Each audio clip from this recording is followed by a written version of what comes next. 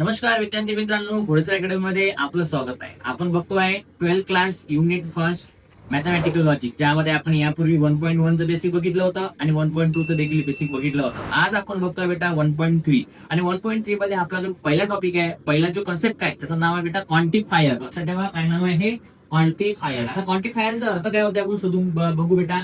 की क्वांटिफायरचा अर्थ असा आहे की यामध्ये जनरली दोन गोष्टी आपल्याला प्रामुख्याने शिकाव्या लागतात. दोन गोष्टी असतात. पहिल्याचं नाव आहे युनिव्हर्सल आणि दुसऱ्याचं नाव आहे एक्झिस्टेन्शियल. ठीक आहे. आता युनिव्हर्सल हा कसा असतो समजून घ्या. युनिव्हर्सलला आपण या सिम्बॉलने दाखवतो. आता सिम्बॉल कसं आहे ते समजून घ्या. या सिम्बॉलला आपण म्हणतो बेटा फॉर ऑल. ओके, म्हणजे युनिव्हर्सलचं जे सिम्बॉल आहे ते फॉर ऑल, सगळे, सर्वे.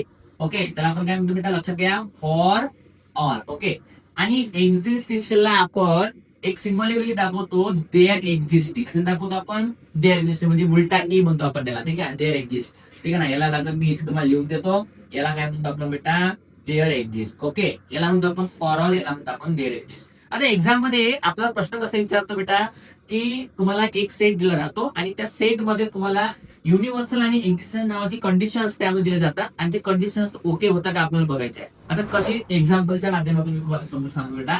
लक्ष द्या की मी एक कंडिशन इथे घेतो की for all x belongs to A. Okay, x काय असतं, ते एलिमेंट असतं. याला काय म्हणतो आपण, फॉर ऑल एक्स एलिमेंट असतात सेटच्या आतमधले.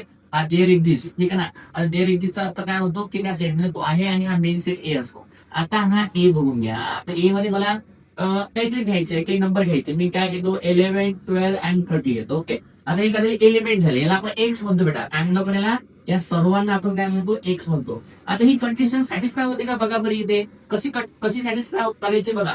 फॉर ऑल म्हणत नाही तो. आता फॉर ऑल म्हटलं तर सगळे एलिमेंट सॅटिस्फाय झाले पाहिजे. मग कंडिशन काय बघून घ्या. तर ह्यामध्ये मी एक्स इज ग्रेटर दॅन 10 ही कंडिशन आहे.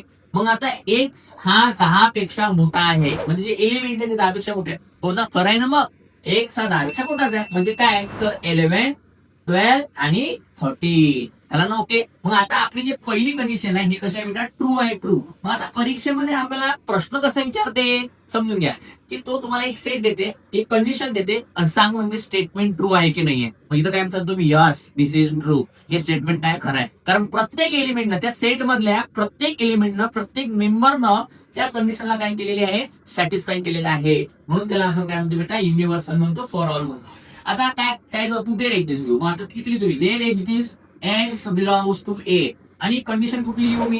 ठीक आहे ना, एक काम करतोय मी, हे कंडिशन घेतो की x is a greater than 12. Okay, मग आता बघा बरं, एक्स ग्रेटर 12 आहे का, हो आहे सर. कारण एक्स हा असा आहे जो कसा आहे, 12 पेक्षा मोठा आहे ना किंग. म्हणजे एका एलिमेंटला, फक्त एक एलिमेंटला जर सॅटिस्फाय केलं तर आपण काय म्हणतो, हे ट्रू आहे. म्हणजे याच्यामध्ये हे दोन्ही पण काय झाले, आपले ट्रू झाले. प्रश्न विचारते. मग आता फॉर ऑल म्हटलं तर सर्व एलिमेंटने सॅटिस्फाय केलं पाहिजे त्या सेट मधल्या. आणि जर देअर एक्झिस्ट म्हटलं तर फक्त एका एलिमेंट सॅटिस्फाय केलं पाहिजे, म्हणजे आपले हे दोन्ही काय बेटा ट्रू आहे. ते वाक्य आपण एक्झिस्टन्स मध्ये बघू कसं लिहायचं. ओके बेटा, थँक्यू.